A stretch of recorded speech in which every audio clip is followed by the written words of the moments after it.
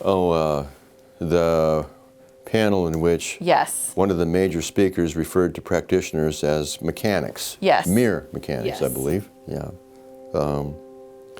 Well, all right. So for today's episode of the podcast, we are just the two of us, Sarah and I, sitting down to talk about some of the issues that happen in the field of behavior analysis, but also the issues that seem to be apparent in no matter what profession you're in, right? And how we're trying to include that strategically, because Pat was comfortable talking about it, but also because it's something that our rapidly growing field is running into. And I think now, I don't know if this is cliche, but now more than ever, like we need to be working together on these sort of things, right? So for anybody that may be watching this that doesn't have the context of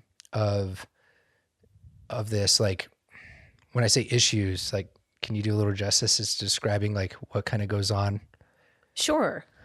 I think part of this is simply a function of growing pains. So Jim Carr has this great data out of the BACB and a graph that I've shared a number of times in different talks that I've given in terms of the growth trajectory of behavior analysts and of RBTs, and looking at kind of the trend line in the year-over-year growth in our field right now is about 30 to 40%. And, is that data meaningful in isolation? Not necessarily, but when you look at it relative to the growth in other fields, you understand that we're on this incredible growth trajectory. And, with incredible growth comes some unique problems. Some of those are infrastructure related. In behavior analysis, like how do we, as a field, have the appropriate infrastructure to support all of these new people coming into the field, the vast majority of which are practitioners, the vast majority of which are people at a master's level, they're not PhDs, and the vast majority of people that are practicing within the autism services sector. So we have a big field, it's a growing field. Most of the people that are clinicians and certified professionals have been certified for less than 5 years. Almost everyone is serving people with autism. Almost everyone is practicing. So what do we do about that? And Pat talked a little bit about this, and I really appreciated the more historical perspective that he was able to offer us. In terms of really seeing like where did the field start, and really our field started more in education. A lot of work was focused on people with developmental disabilities. Behavior analysis was crucial in kind of the deinstitutionalization movement, but people were really kind of like basic researchers and scientists, and those are the people that used to be at the conferences. And as our field has shifted to be more of a practitioner focused field, the infrastructure and the support mechanisms that have been in place for behavior analysis haven't shifted to meet that need. And I think that's where some of this kind of growing pains and friction comes from, is you have some of the entities, national entities, and even, at a state level entities that were really created more from academic institutions, by academicians, by people that are engaging in research, because that's where the field started. But where it is now is largely in the practitioner space, which is what you see like in medicine, for example. I mean, obviously you have a lot of people that do medical research, but the majority of people that get into medicine to practice it, because it's an incredible helping profession. The same thing for speech therapy or psychologists or occupational therapists, physical therapists. Almost everyone is a practitioner. And so I think it's been challenging for our field to understand, how do we shift in a way to meet the growing needs of this field that has distributed very strongly towards this one population and is also getting younger and younger and less experienced by the day. And so, it's almost like this is a monster of our own creation. We've wanted behavior analysis in the mainstream. We've wanted to find the best way to kind of break out from underneath, these kind of obscure departments or, kind of single subject research design. But in doing so, we kind of like broke open, and now we're having to play catch up with what do we do, in terms of even like standard setting, outcomes, there's massive labor shortages right now at all levels of service delivery in behavior analysis. And so again, I think Pat has a more kind of moderate perspective on it. It's like, yeah, this is just kind of part of us growing up. And at, some point the, pendulum needs to swing a little bit the other direction, and hopefully we'll land somewhere in the middle. But I think a lot of this tension has been that where behavior analysis started and the roots of the research that was, done by B.F. Skinner has really changed. And especially like, I think a big kind of phase change line you can identify is Ivar Lovaas's research out of UCLA in really kind of doubling down on how effective this behavior analysis can be for persons on the autism spectrum. That set us off into this different trajectory. It also opened up doors that I don't think we could even imagine. Oh yeah. And changed, lives and had this kind of positive impact that I don't think, even Ivor himself would have been able to conceptualize at the time. But again, it's created, a lot of, kind of growing pains as a result of that. And so we're kind of in the midst of what I always categorize as this like awesome opportunity. Like, guys, we can really work together to figure this out, or we can like spectacularly screw it up. And I don't know kind of which way it's going to go yet. Yeah. So when we were on site with Pat, and this came up as a result of a discussion about one of his articles about my heroes. All my heroes are cowboys. Yeah. Can you just give a 30-second, too long didn't read of that real quick? Sure. I mean, and it was a really brief article that he wrote, and it was the whole idea of really trying to celebrate the practitioners within behavior analysis. And one of the things that Pat talks about in this article is, hey, if you're going to go somewhere to try to get some training to be a great clinician, are you going to obtain that training by other people that are doing it every day? Or are you going to only obtain that training by people that are teaching you about it in an academic setting, but not necessarily doing it? And he's like, I'm throwing my hat in with the guys that are doing it. And, he mentioned how he uses medicine actually as an example in that article, that people go into the medical profession to be a practitioner. And so practitioners are revered and really valued in medicine. And in behavior analysis, that's been a very challenging thing for us to do. I think even myself as a master's level behavior analyst, sometimes I wonder, well, who do I think I am? How do I have the audacity to talk about the things I talk about or do the things that I do? Because I'm merely just a master's level behavior analyst, but we are the majority of the field. Yeah. I want to say that roughly 85% of certificates are at the master's level. And this was a big point of discussion at one point in the field is, do we make that's what I was going to say is the conference in which Pat had resigned and the issues were going on at that point, not that they don't continue to go on different ways and whatnot, but like that specific one that he was talking about was the first ABI that I attended. And so I walked in and I believe it was the business meeting where people were like, it's really, or there was a special panel. It was the panel that he discusses in both his articles as well as that we have on tape. And I walked into that simply off of a mentor saying like, this is going to be a pretty important discussion to go into. And I remember standing in there and within 5 or 10 minutes, the security cops being called and like, it was very heated. And I was like, what field did I just step into? Yeah. Like where, and that was something that I asked myself, and that was not a judgmental statement at the time. If anything, it's just like a little bit of, I felt like at the moment, juicy drama, like what's going on. And like, I need to learn more about this sort of stuff. But I guess as the field's rapidly expanding and these institutions are there, I think there's kind of two parts here.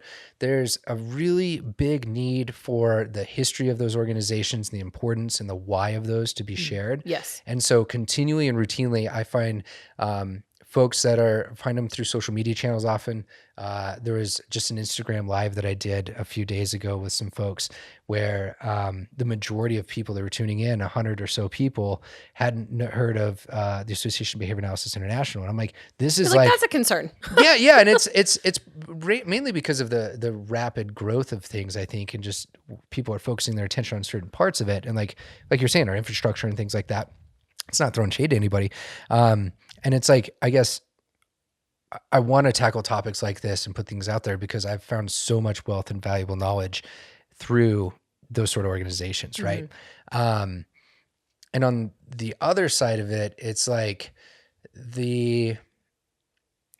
I feel like we do a disservice if we're not talking about in our own bubble, which is the point of this piece. It's not in the public documentary piece to go out there. There's no point in putting those things out there. We don't want to air potentially what people perceive as dirty laundry or right. things like that out there. It's just meant for an internal discussion and look at what's going on. And this is where folks that are coming up in the field,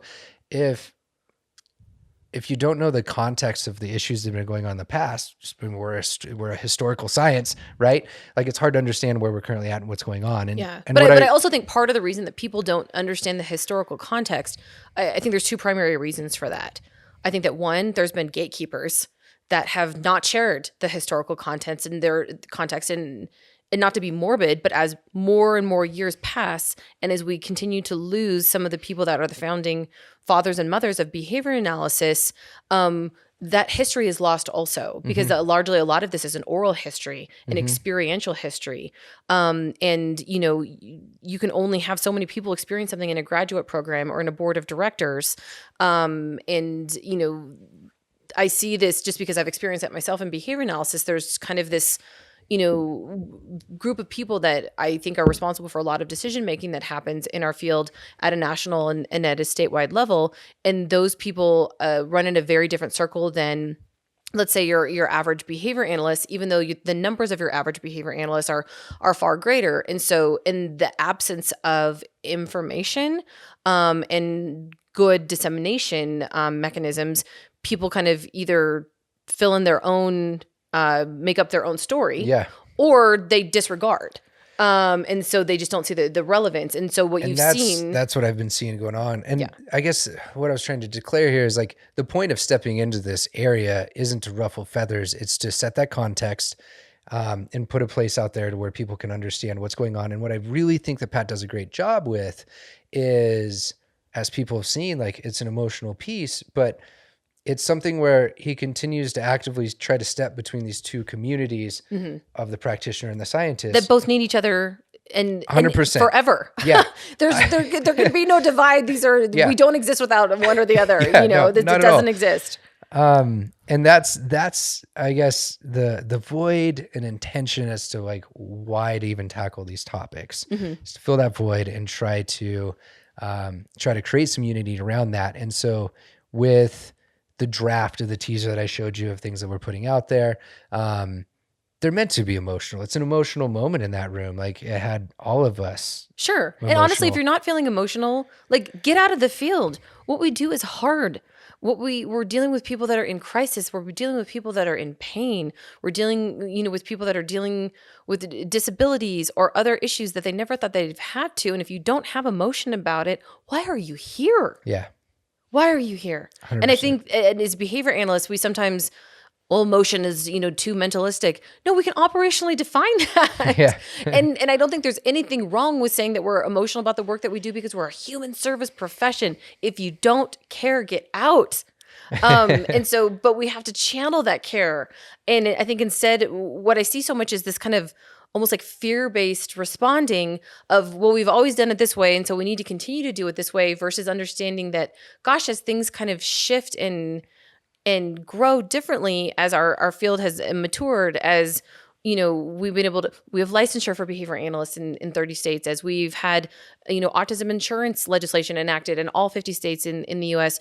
We have to be willing to understand that where we started isn't where we are now, and that's not necessarily a bad thing. And then I think as leaders, and especially for people that are in more kind of like senior phases of their career, what is our responsibility to that next generation, and how can we kind of galvanize and really support the sustaining of behavior analysis, which is ultimately going to come down to good technical application of our science. It's going to come down to people being interested in doing good work. It's going to come down to us setting standards of what that work should look like and what outcomes that should be expected, because we're also drawing down billions and billions of healthcare dollars right now, for which we, are responsible for, ensuring, social outcomes. And, Rachel Taylor brought this up when we talked in LA, making sure that those are, both impactful to the, client, to the family, but also to the community at large. We all pay for behavior analytic services through our taxes and through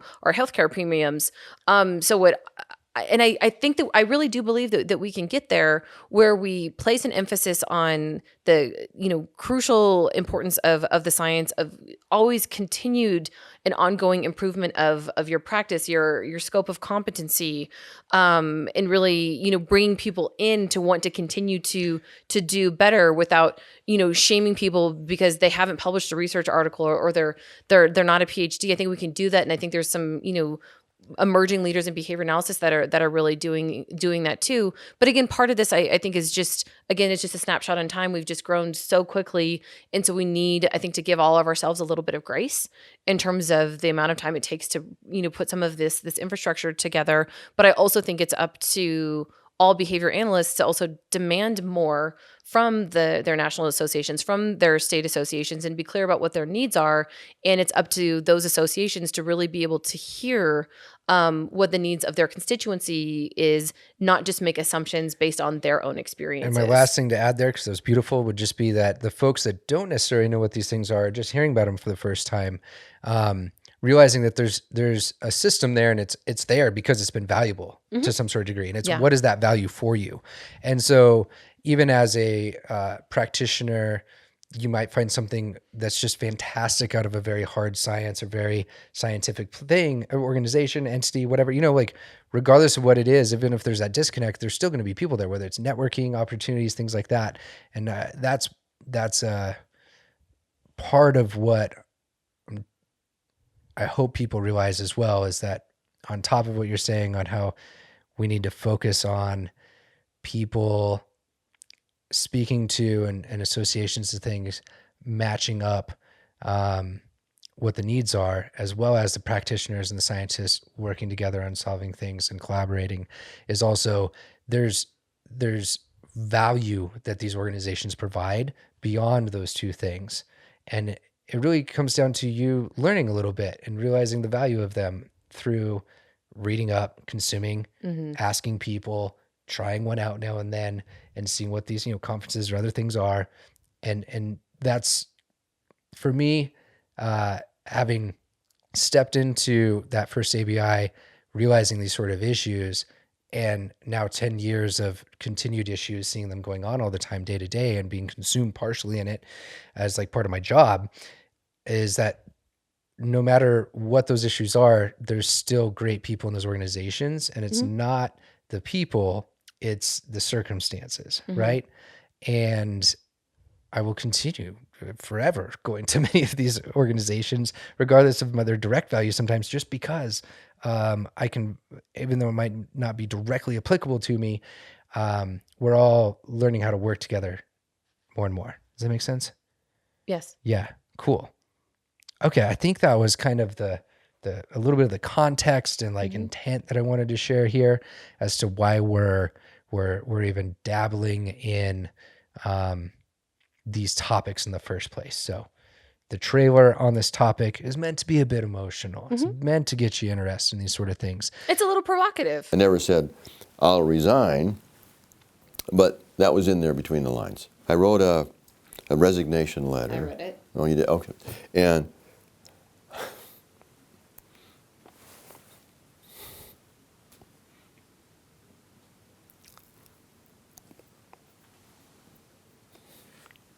sorry, it's the hardest thing I've ever done.